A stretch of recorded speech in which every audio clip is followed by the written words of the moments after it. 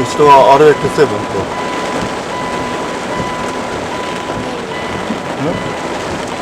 わかんない。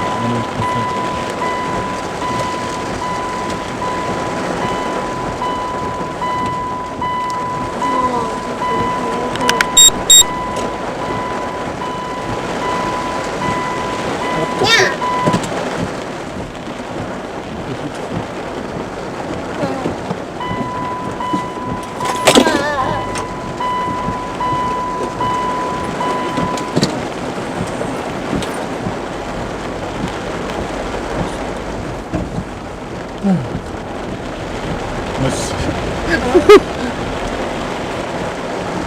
意外に若そうだったね。どこも一応いいんだけどね。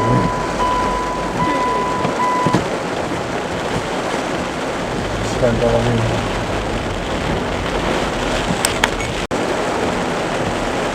めっちゃ冠水してるね。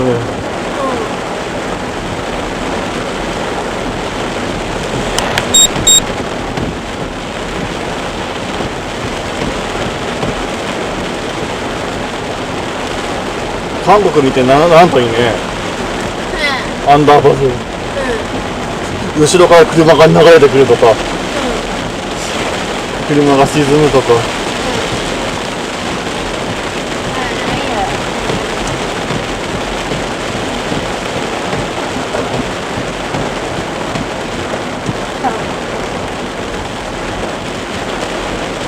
雨降らないから。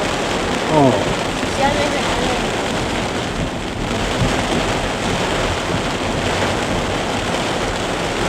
車が綺麗になる。この前のとこもあれはまあ俺が何回も洗ったからみんな落ちたと思うよ。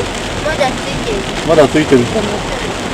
別の新しい俺かもしんねえけど。いや違う、あれ。バーンって跳ねたとこ。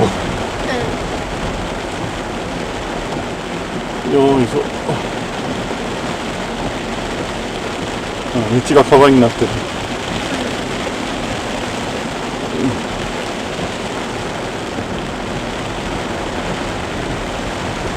すんごい泡立ってる。まあ油だろうな。え？滑る？うん。